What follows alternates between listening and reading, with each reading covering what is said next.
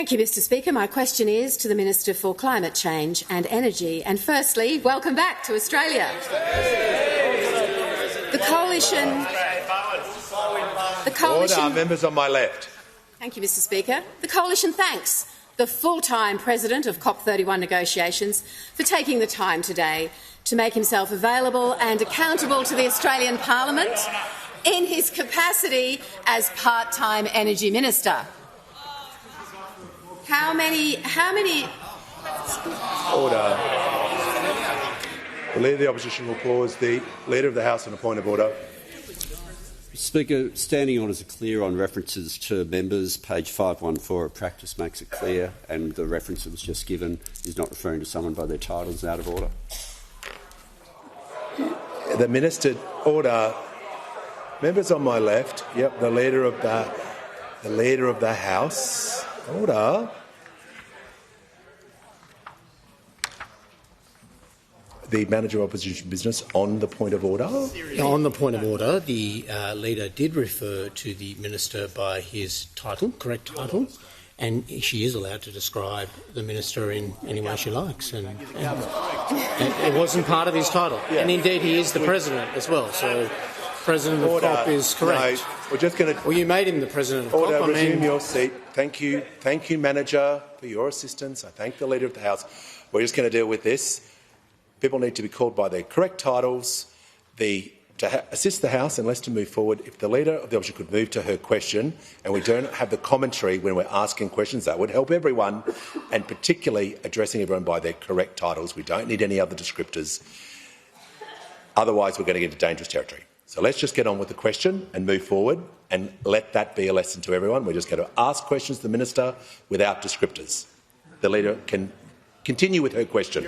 Thank you, Mr Speaker. My question... No, just ask the question. We don't need the early... The Prime Minister's interrupting. Yeah.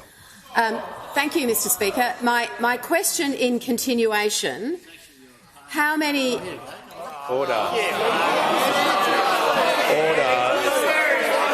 If everyone...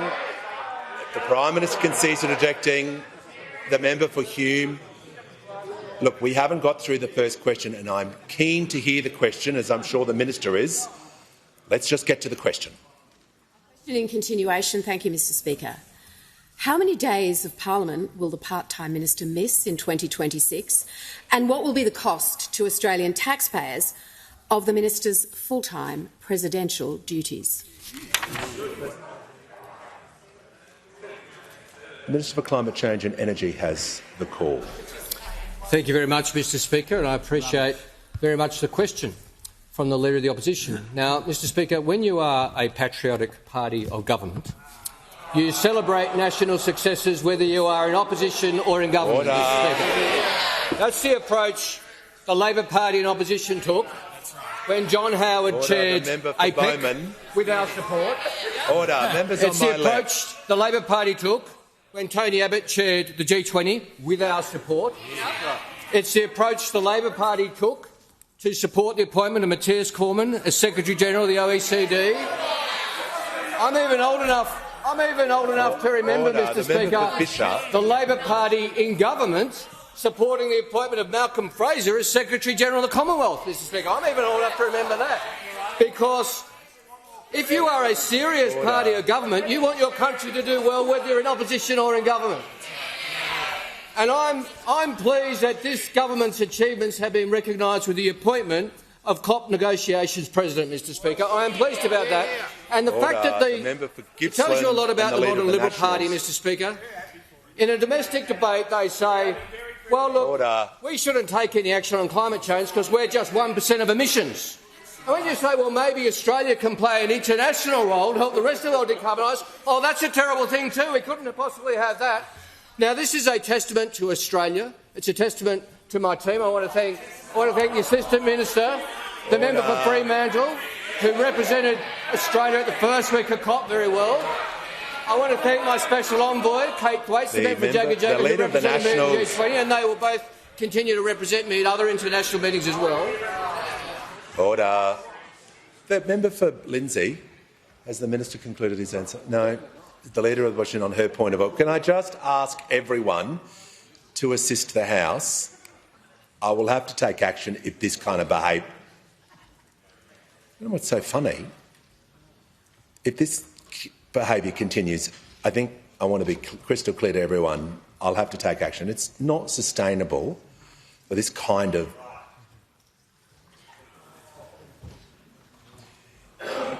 If you'd stopped interjecting, I can give the call to your leader.